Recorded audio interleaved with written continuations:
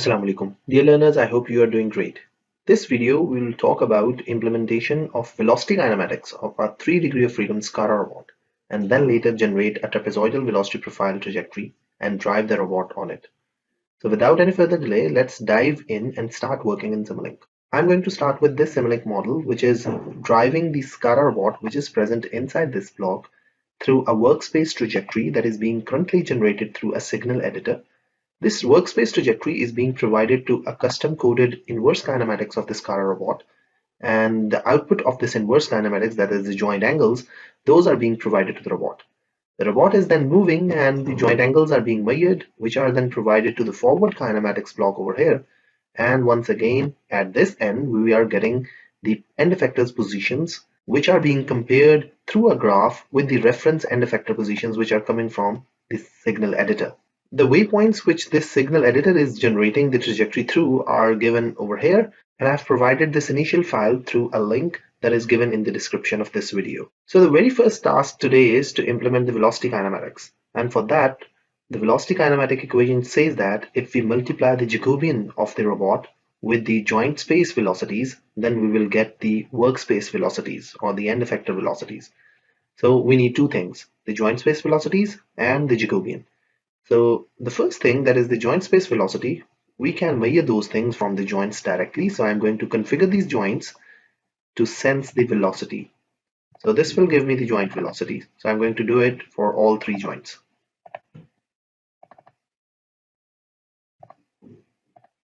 Now I need to take these joint velocities outside this robot's block. So I'm going to use some output blocks. Now let me name them as W1 measured, because it is the velocity of joint number 1. This is W2 and this is W3. I'm going to just connect the velocities with these output ports. That's it. Now we are measuring the joint velocities and we are getting those things out over here as well. Now I need to multiply these joint velocities with the Jacobian. So let me take these things like this, and now I need the Jacobian. For the Jacobian, I can use the robotic system toolbox block, which is the get Jacobian.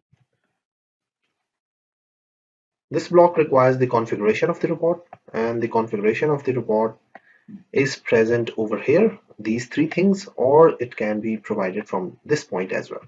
So I have provided this configuration to this block. Double click on this block to open its properties, and you have to specify the rigid body tree of the robot which you are using. I've already loaded this robot as a rigid body tree using the import robot function. If you don't know what's import robot function, then you must view my previous videos in which I talk about how to create a robot in MATLAB Simulink. So I've specified the end effector as the last body, which is body 4, and that's it. I don't need anything else. Now I need a matrix multiplication block so that I can multiply the joint velocities with the Jacobian. So over here, I should be getting the end effector velocities because I am multiplying Jacobian with the joint velocities. So now for comparison of these velocities with the reference velocities, I need a scope. So I'm just going to copy this thing. So these are the three measured velocities, end effector velocities, and now I need to provide the reference end effector velocities. But over here, as I'm generating the trajectory through a signal editor block, it will not be providing me the velocities. So I have to figure out the velocities on my own. And that's very simple. I just need to derivate the position profile, and that will give me the velocity profile. So I need three derivatives. The first one will be attached with x, the second one with y, and the last one with z. Now this is the reference velocity in x direction, this one for y, and the last one is for z. So that's it. Now this portion is what I already had, and the lower portion is what I generated right now. So let me run this thing and see whether the robot is running perfectly on the trajectory or not, and whether the Jacobian is working fine or not. So here is the simulation. So we can see that the SCARA robot is working fine and it is moving on the trajectory, picking something from one place and dropping it at some other place. Okay, so now let's go to the graphs and see what is happening over there. So first the position graph. Okay, so here is the position graph, and you can see that on X, Y, and Z axis, the reference graph is being followed perfectly by the measured graph. So this blue line is the measured one.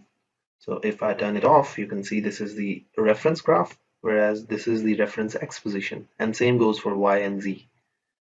Okay, now let's move to the other graph, which is of the velocity.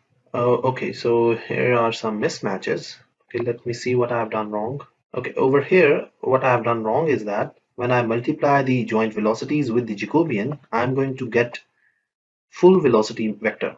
That is the angular velocities and the linear velocities. But over here, from the input side, I'm only getting the linear velocities. So I have to compare these linear reference velocities with the linear measured velocities. So over here, I'm getting the linear velocities and angular velocities as well. So I need to separate out the angular velocities. I need a demux. The lower portion are the linear velocities, whereas the upper portion are the angular velocities. So I won't be needing the upper portion. Okay, so now let us see this velocity graph. Okay, now it seems perfect. You can see that the reference velocity, which is coming from this derivative block, and the measured velocity, which is coming from the output of the Jacobian multiplied with the joint velocities, is this blue one. So both are being overlapping perfectly in all three cases for X, Y, and Z direction. Now the problem over here is that in practical situations, this velocity cannot be achieved because it is a discontinuous velocity. Practically, robot needs sometimes to ramp up, that is, start from the zero position and accelerate for a bit, achieve a particular velocity, then move with that velocity. Then when they want to stop, they start decelerating and ultimately they stop. So the acceleration and the decelerations that will require some time. So practically these kind of discontinuous velocities cannot be implemented on real robots. So therefore we need some way to generate a trapezoidal velocity trajectory generator that can ramp up the velocity from zero to some peak velocity, and then when the robot wants to stop, it can ramp down to zero velocity.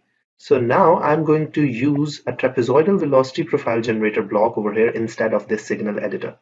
So I'm going to delete it, and you can find this trapezoidal velocity profile generator by typing in trapezoidal, and over here you can see that there is trapezoidal velocity profile trajectory block. It is from Robotics System Toolbox. So this is the block, and it has only one input currently. It requires time. So I need to provide it the time. You can do it by simply selecting the clock. And inside this trajectory block, you need to specify the waypoints.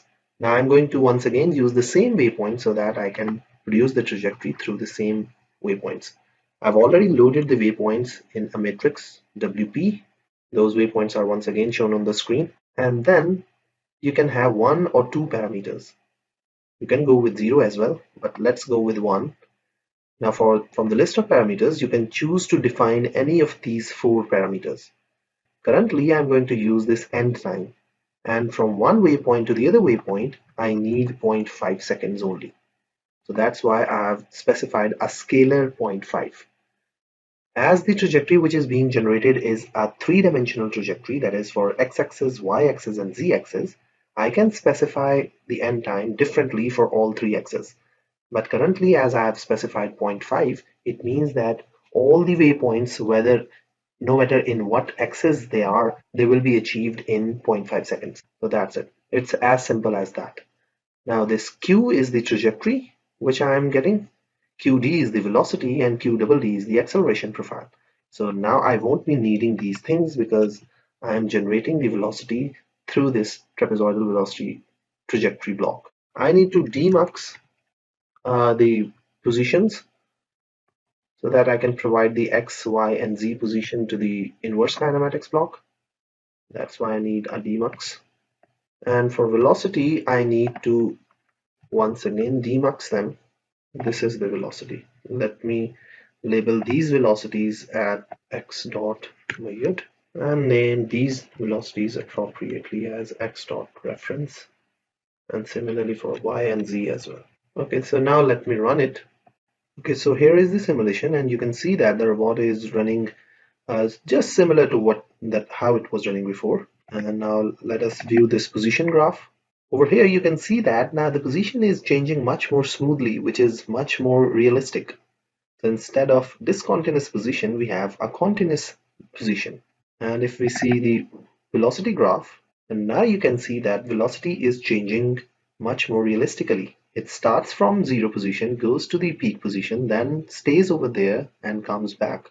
So dear learners, I hope now you can implement the velocity kinematics of any robot, and you can also generate a trapezoidal velocity profile using the robotic system toolbox and drive the robot on it. That's all for this video. Thank you and take care.